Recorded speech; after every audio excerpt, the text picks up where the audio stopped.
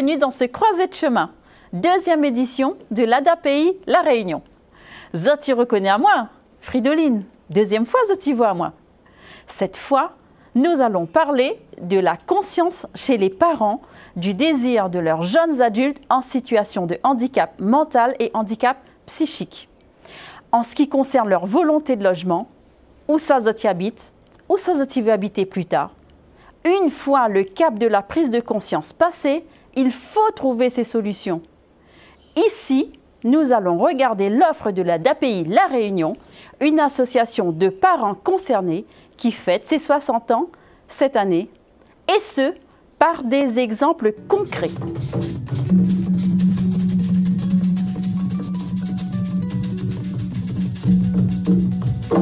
J'ai avec moi Madame Brindon, Anne-Sophie, Madame Gigant, Monsieur Boyer, Jérémy et Julien.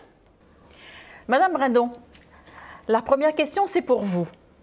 Est-ce que vous avez déjà pris le temps d'écouter les vœux, les souhaits, les désirs de votre fille Anne-Sophie?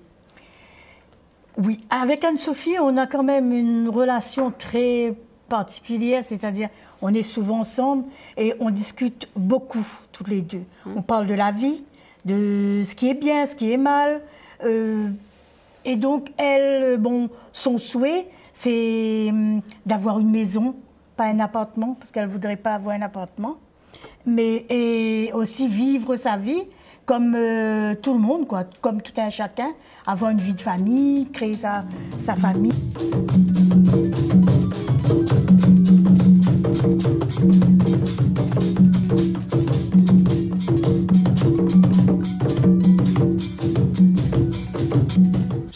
Je m'appelle Julien, j'habite en Grand Tampon chez mes parents. Mon projet, j'aimerais partir très loin avec ma copine. Moi j'ai envie de partir. Je sais pas, mais j'aimerais partir loin de la maison. Aller ou soit à La Réunion ou soit à Paris. Pour construire une famille. J'ai fait tous les peuples en ville. Et c'est ma maman qui m'emmène. Que je reste là. Est-ce que tes parents savent que tu aimerais partir de la maison? Oui. Tu as déjà discuté de ça avec eux? Pas encore, je vais faire. Madame Gigant, on vient d'entendre votre fils. Le jour de cet enregistrement, vous avez également donné votre point de vue. Donc, on va écouter le reportage, ensuite on va en reparler.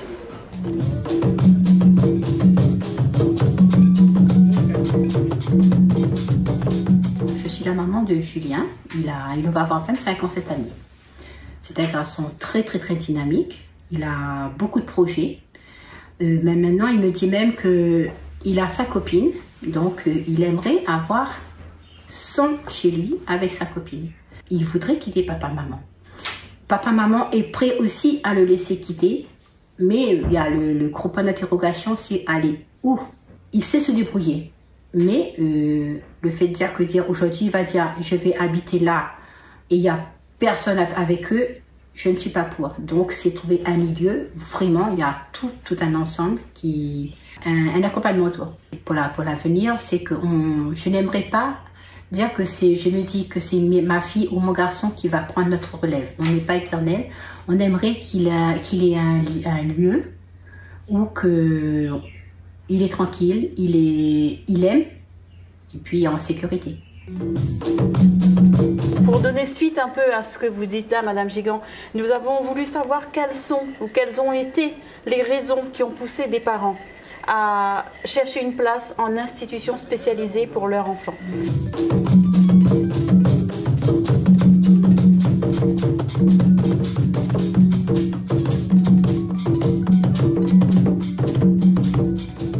Et je suis le papa d'une fille qui a été placée en foyer de vie il y a bientôt 2 ans, au mois de juin. Moi, malheureusement, ma fille n'était pas volontaire pour venir au foyer. Et j'ai dû prendre cette décision contre mon gré et contre sa volonté. Si j'ai choisi le foyer de vie de la DAPI, c'est parce que ça a été une continuité. Elle était depuis tout jeune à l'IMP l'IMPRO, FAO, et le terminus, c'était le foyer de vie. Quand le foyer s'est ouvert, ben, pour moi, le meilleur endroit où je pouvais la placer, c'était ici. Mon fils est ici depuis l'ouverture du foyer, c'est-à-dire bientôt 2 ans. Mon fils, il a eu un parcours très difficile depuis ses 18 ans. Le papa, il était malade et j'avais remarqué, mais le papa ne voulait pas accepter la maladie. Mais de mon côté, j'ai essayé de me battre pour trouver des solutions. Depuis qu'il est au foyer depuis 1 an, il ne voulait pas venir au départ, mais il n'avait pas le choix. Je lui ai dit que voilà, maman, elle a un certain âge, je ne peux plus m'occuper de toi. Et le premier jour, je ne sais pas s'il a compris ou pas, mais depuis quelques mois, il a compris. Et le week-end, il n'y a pas longtemps, il y a peut-être 3 semaines, il me dit, maman, je vais rester et parce que j'ai plus le choix. Et maintenant, il commence à se faire des amis. Quand il peut, il fait les activités qu'on lui demande. Et je remercie le foyer de lui laisser une place, parce que je vous dis, ça fait très longtemps que j'ai demandé. Je ne sais plus que le foyer, le bâtiment n'existait pas quand j'avais fait la demande. Quand il a quitté l'hôpital. Ça fait donc 10 ans d'attente. Oui. Lui, ça fait 20 ans qu'il est malade. Maman d'un enfant qui est en attente en foyer d'hébergement. La demande vient d'être faite. Et comme on dit, c'est un besoin d'autonomie de sa part à lui. Ça demande à lui. J'habite chez mes parents, à la Plaine des Cas. Mon désir, ça serait de rentrer dans un foyer de vie pour avoir plus de compétences, pour avoir un logement autonome. Donc tu veux quitter papa-maman? Oui. Je veux laisser ça être un peu tranquille. Je voudrais être plus autonome. Savoir cuisiner et cuisiner. Pour l'instant, j'attends que ça soit accepté par la MDPH. Et il faudra attendre qu'il y ait une place qui s'y libère. Alors Jérémy. Oui, c'est moi. Toi, tu es au foyer de vie de l'ADAPI. Oui. Tampon. Du tampon. Tu aimes bien être là-bas? Oui. C'est comment là-bas? Tu fais quoi? C'est bien. Oui. Qu'est-ce que tu fais comme activité? Le domino, café. Tu joues au domino, tu bois du café. Oui. Tu as une chambre là-bas? Nous sommes tout seuls. Pour toi tout seul. Et dans la chambre, il y a quoi? Avec camarades. Les camarades dans les foyers. Oui. Dans les foyers, chacun sa chambre. Oui. D'accord. Et dans ta chambre à toi, c'est organisé comment? Il y a quoi dans ta chambre? Moi, on va faire. Tes affaires? Oui. Raser. Tu te rases? Oui. Tu te rases tout seul ou avec de l'aide? Tout seul. Tout seul. Et tu te rases où? À la douche. À la douche. Ta douche est dans ta chambre? Oui. Tout est dans ta chambre? Oui. Et le week-end, tu fais quoi?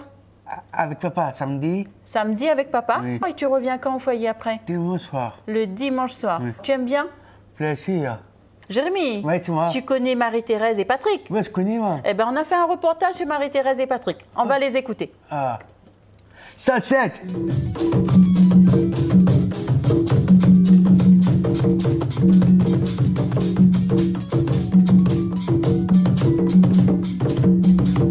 Observant des foyers, t'es donne un petit super reserve, un petit travail bien parent.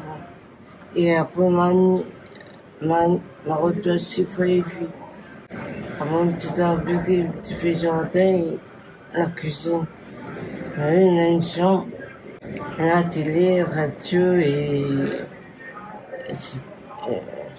un lit, un armoire. Est-ce que tu peux inviter des amis dans ta chambre? Mon copain, Tu as de la famille qui vient te rendre visite? pas du tout. Ah, ça, tu sur la moto. Oui, tu souhaites. La belle ville, le soleil, la mer, la montagne, la ville, tout ce qu'il faut. Et puis aussi on va aussi faire la marche au parc des Palmiers le lundi. Comme maintenant je suis retraité, parce qu'avant je faisais le matin en foyer à la ligne des Barbos.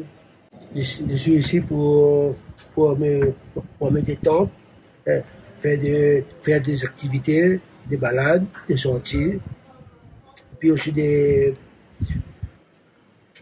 bientôt, peut-être on peut faire aussi un voyage avec les personnes. J'entends bien avec les éducateurs, avec les personnels aussi. Et il y a des fois, il y a des petits des ennuis, hein, avec on dispute, on battait pas, on dispute. Et moi, pour moi, je trouve c'est bien. Dans la chambre, il y a la télé, il y a matériel personnel, il y a mon lit. Et là, moi, c'est pas moi, je suis au foyer.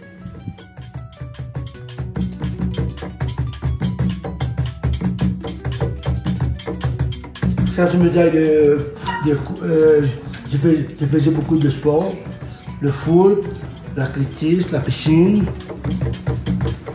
puis la marche. Bon, pour sortir, je demande aux professionnels pour sortir, parce qu'il y a aussi un ordre pour respecter. Il ne faut pas aussi qu'on rentre, quand on boit, il ne faut pas qu'on rentre ici aussi, sous. Puis là, c'est des dessins, des images que c'est moi qui colore, avec des feuilles.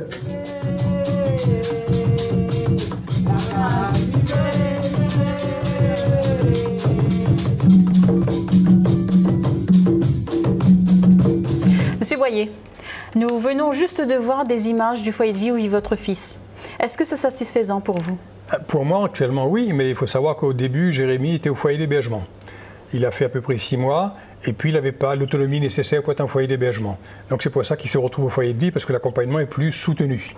Donc la formule lui convient absolument. Mais Jérémy, si on lui pose la question, lui, ce qu'il veut, c'est vivre tout seul dans un appartement. Sauf qu'au jour d'aujourd'hui, avec son autonomie, il faudrait un gros accompagnement. Effectivement, il y a une autre forme d'habitat encore plus inclusif, donc des personnes qui vivent en colocation dans une villa. Ça existe à l'ADAPI, je sais que ça existe, et ces personnes-là ont une autonomie beaucoup plus grande. Donc ils ont besoin d'un accompagnement plus léger. En fait, en termes d'habitat, il y a plusieurs types possibles. On peut rester à la case, on peut être dans un foyer d'hébergement, on peut être dans une villa, on peut être dans un truc inclusif. Tout dépend du projet de la personne et de ses capacités à être autonome. Mais dans tous les cas, il faut un accompagnement. En effet, nous allons voir Aglaé, qui est monitrice éducatrice au foyer d'hébergement et qui accompagne Floralie, Marilyn et Séverine en logement inclusif.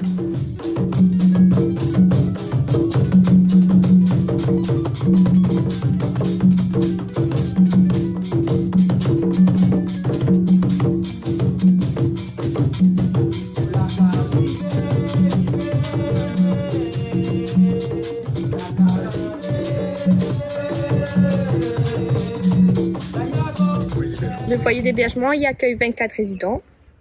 Nous avons une villa et 4 appartements. Donc en fonction de chaque autonomie des personnes, certains restent en villa et nous accompagnons justement à ce que plus tard on a ce propre logement. Donc on a l'étape aussi de pouvoir vivre en appartement au FH. Oui, je suis au foyer d'hébergement. Ça fait près de 2 ans. 2 ans à peu près. C'est bien. Il dort au foyer et le matin, il lève pas les travail à les actes de Bérifre. Et il retourne l'après-midi pour revenir au foyer. Il tombe bien avec tout le monde. Des fois, là, des discordes les autres résidents, mais ça va. Que les parents ont un seul joie, le soir, ils font son lit comme il dit. C'est moi à signer pour être en foyer, parce qu'il avait des problèmes familiaux. Mais veut dire, les biens en foyer, si la donne jeune, il venir en foyer, on n'a pas d'inquiétude, mais veut dire. Des fois, pour la dépendance, les mieux le foyer. Voilà. Nous accompagnons les résidents dans tout ce qui est acte de la vie quotidienne. Donc tout ce qui est courses, faire la cuisine, faire le ménage. Donc tout ce qui est entretien du salon, de leur chambre, de leurs vêtements. Donc voilà. Donc nous accompagnons vraiment sur tout ce qui est ce volet-là. Et nous accompagnons aussi tout ce qui est en relation avec la santé des résidents.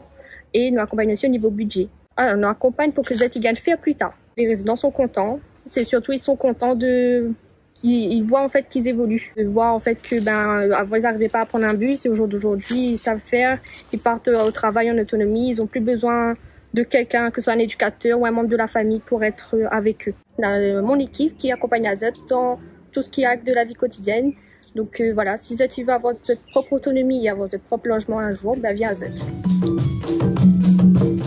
Rentre à Zut. Oui, oui, rentre à Zut. Bonjour. Le porte-monnaie est ouvert.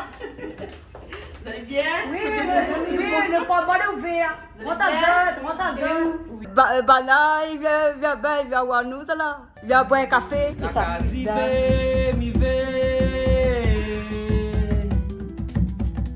J'habite ici, dans Pondemont, avec Fouralide et Séverine. Nous sommes tous les trois. Et l'enfant, bien, oui, avec les autres. Je travaille à l'ESA. Je travaille à l'Alsace. Je travaille à l'ESA. Vous vivez toutes les trois ici? Oui, oui. Est-ce que vous avez besoin d'aide? Particulièrement, non. Elles sont là pour nous aider à nous accompagner dans tout ce qui est dans le technique, dans le social ou social. En fin de compte, elles sont là parce que, en fait, avec les monitrices, ils vont chacun son tour. Un coup c'est une monitrice, après c'est un autre, après c'est un autre. Chaque semaine, il y a des différentes monitrices. Le soir, tout seul, faire le barreau et voilà. Le matin, nous faisons un petit déjeuner et voilà. Gagner, acheter des produits, tout ça là. Vous êtes plus autonome? Oui. Est-ce que les éducatrices les plus souvent là sur l'appartement ou sur la villa? Bana est là le lundi. Le week-end, je reste là. Est-ce que tu rends visite à ta famille de temps en temps? De moins en moins. De moins en moins? Est-ce que ta famille vient te rendre visite? Ça arrive de temps en temps. Ça arrive de temps en temps. Moi-même, ça va chez ma famille le vendredi, c'est tout. Et tu reviens le samedi? Et demain, moi, elle est là. Et si je vais aller courir en bas, et sur le terrain en bas, mais ça va, je mets mon basket sur mes pieds et je mets ma partie. Ça, c'est ma chambre, mon photo.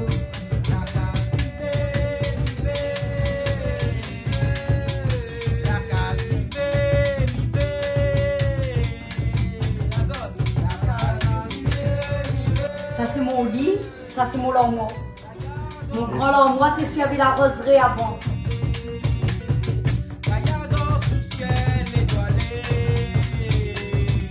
Oui, là-bas, c'est la machine à laver. Là, machine à laver. Toi, il fait chacun le tour pour baigner. Et il ne bataille pas. Si moi, besoin d'assises un peu dehors le soir minuit, je peux assise dehors le soir minuit. Moi, j'ai mon droit. Alors, personne n'habite pas moi. Moi, j'ai mon droit. Voilà.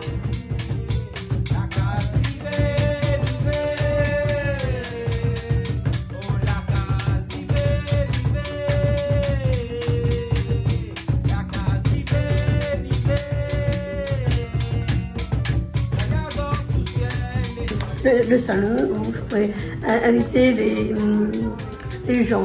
Ici, la salle à manger. On peut une fois se rassembler pour le repas du soir. Voilà, le soir, quand on est fini, si nous voulons manger à là, nous mangeons à là. Une fois qu'on a mangé à là, on a mis les plats sur la table et on a mangé. On passe un coup de balai sa cuillère, après on met nos séchoirs. Et voilà. Et ton linge, et sinon voilà. La pas personne peut dire nourrir. Hein. Au revoir. Bientôt. À bientôt. Les biens là, tout ce que doit monter à nous. Mais comment faire? Qui peut aider à nous? Aujourd'hui là, si par exemple, il voudrait que Julien, comme on l'a dit tout à l'heure, il aimerait que lui avance, que lui ait son indépendance. Mais qui pourra aider à moi? Il faut payer.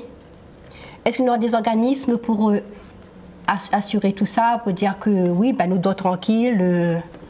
Et est-ce qu'il y a des possibilités pour les couples? Au foyer de vie, bien sûr, il y a des possibilités pour le couple.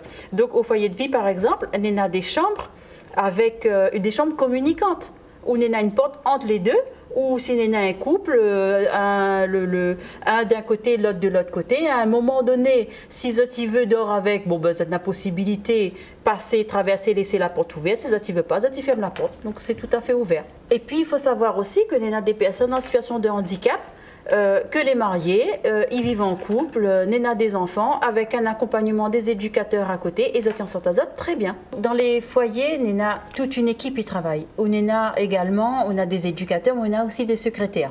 Même si l'adulte n'est pas encore pris en charge dans le foyer, il peut venir dans le foyer, rencontrer les secrétaires et les secrétaires, ils ont toutes les réponses par rapport à où. Comment ça va payer, qui ça y est dans payer, les démarches administratives à faire, quel service administratif il faut aller voir et tout ça. Donc Sonia et Marie-Annick, donc ils peuvent donner à nous encore plus de réponses plus claires par rapport à cette question-là, Madame Gigant.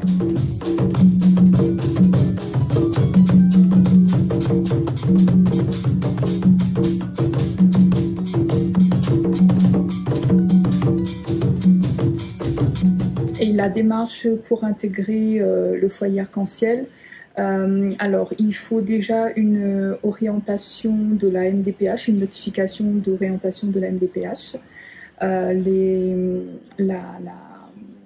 une copie de la pièce d'identité, soit le passeport ou la carte de nationalité d'identité. Il faut aussi le jugement de tutelle s'il y en a un. Si on a un jugement, les coordonnées exactes de la personne responsable qui on peut contacter et tout cela, il faut nous adresser et après, suite à ça, on met sur la liste, enfin on fait l'inscription sur la liste d'attente.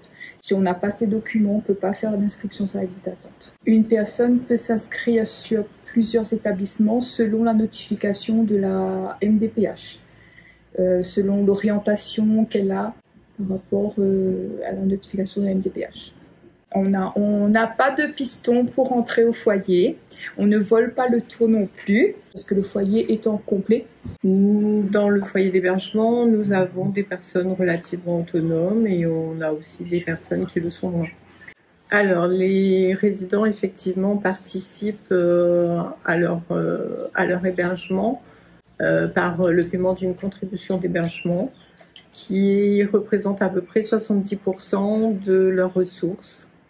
Il y a, pour ceux qui travaillent, un reste à vivre ou argent de poche qui est équivalent à 50% du plafond de la hache qui doit leur être laissé.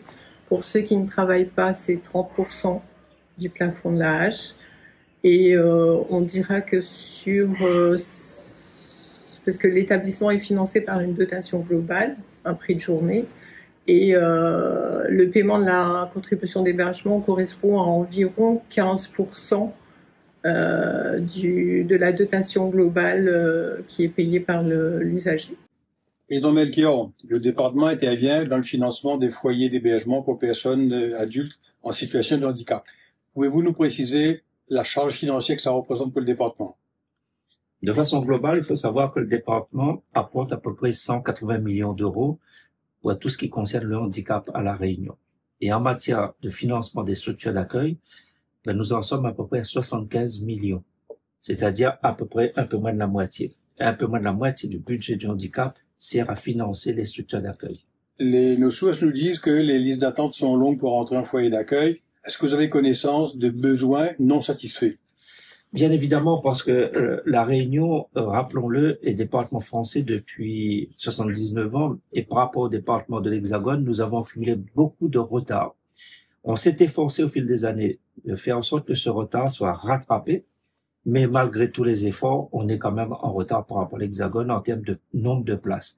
À ce jour, et grâce au soutien du gouvernement, nous avons signé une convention qui va nous permettre de remettre en place près de 800 places nouvelles. Un plan de rattrapage, donc. Un plan de rattrapage. Mais ce plan de rattrapage, le temps qu'il se développe, il se déploie, il faut 2-3 mois, 2-3 années. Mais je ne désespère pas que d'ici 3-4 ans, qu'on aura rattrapé un peu le retard. En fait, ce que je veux dire aux familles, c'est que nous comprenons les difficultés qu'il y a à accompagner toute personne en situation de handicap, mais que le département se bat pour rattraper les retards. Qu'est-ce qui rendrait un président du conseil départemental heureux? pour les personnes en situation de handicap mental? Qu'est-ce qui vous ferait plaisir? Qu'est-ce que vous aimeriez faire? Que le regard change vis-à-vis du handicap, que toute personne vivant avec handicap soit considérée comme un citoyen à part entière, avec les mêmes droits, les mêmes garanties, les mêmes accès aux soins, notamment pour ce qui concerne les hôpitaux. Nous avons signé, et c'est le premier département de France à avoir signé la charte Romain-Jacob, qui favorise l'accès aux soins pour toute personne vivant avec un handicap. Donc, pour moi, c'est cela, c'est accès aux soins, accès à une profession, aussi à la vie professionnelle, et bien évidemment, quand il faut trouver des places, que les places soient disponibles. Anne-Sophie, est-ce que vous pouvez parler à nous un petit peu de votre projet de vie? Que ça vous a envie d'autre vie? Alors, ma vie c'est une maison. Oui. Toute seule. Pour apprendre... Anne-Sophie, quel âge vous avez? 35 ans. Et là, actuellement, vous habitez avec qui? Avec mes parents. Et là, où elle habite tout seul? Oui. Peut-être maman elle est toujours à côté de moi pour essayer d'apprendre c'est quoi, pour connaître, apprendre. Est-ce que le projet habite tout seul là, est-ce qu'il est en cours? Est-ce que vous voudrez ça pour plus tard? Ou bien vous la fini de commencer à réfléchir là-dessus? Ma fille réfléchit. Alors, Madame Brado, vous avez entendu votre fille. Qu'est-ce que vous en pensez, vous? Oui, je sais, je connais le projet d'Anne-Sophie. Mais le souci, mon inquiétude, moi, c'est que moi, j'avais pensé, bon, dans un premier temps, aménager la maison pour qu'elle puisse avoir son indépendance. Mais le souci, elle veut pas ça, elle veut avoir sa maison pour vivre comme tout le monde, elle me dit. C'est vrai qu'elle est pratiquement autonome, hein, mais Anne-Sophie a besoin d'un regard. C'est-à-dire qu'il y a une certaine maturité qui manque et elle a besoin d'un regard sur elle pour... D'un étayage. Voilà, pour l'accompagner. Et donc, moi, mon souhait, mon rêve, c'était qu'on puisse créer des logements avec un accompagnement. Il existe des services. Il existe des services qui accompagnent à domicile, justement. Donc, nous allons écouter Emmanuel, donc, qui va parler de ça.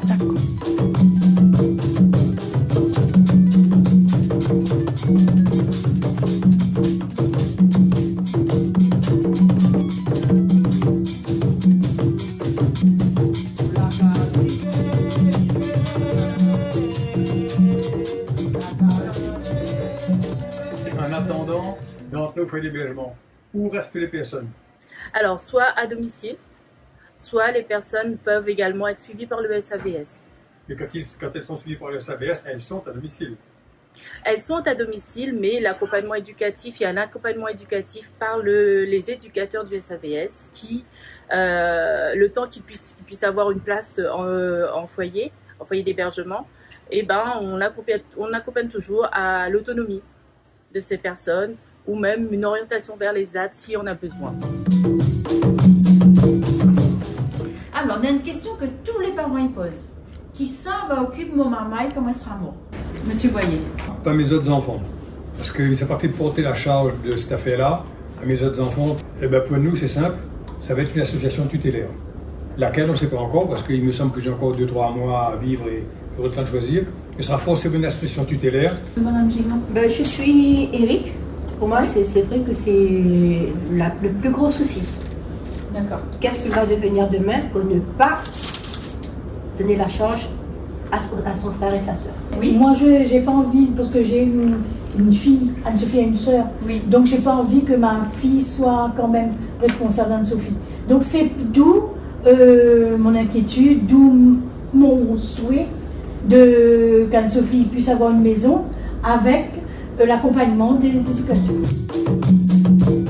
Les personnes en situation de handicap intellectuel et ou psychique ont droit à un logement, à un habitat qui correspond à leurs besoins et à leurs attentes. Est-ce un habitat en milieu ordinaire, un habitat en milieu spécialisé, un habitat collectif, un habitat individuel? À eux de pouvoir choisir. Donc on doit pouvoir leur proposer un panel de solutions pour qu'ils trouvent la solution qui correspond à leurs besoins et à leurs attentes. Pour les parents, c'est souvent compliqué de dire que notre enfant va quitter la maison pour aller ailleurs. Comme tous les autres enfants de la maison, ils ont le droit d'avoir un logement qu'ils auront choisi En tant que parents, nous ne devons pas nous sentir coupables de les laisser partir comme les autres enfants pour pouvoir vivre leur vie, la vie qu'ils auront choisie.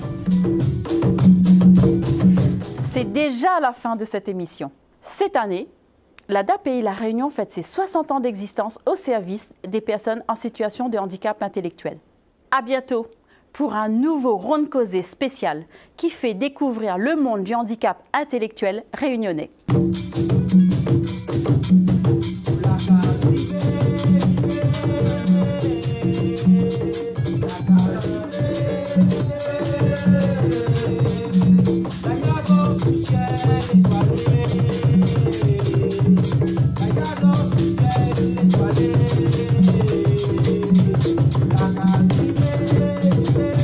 Yeah.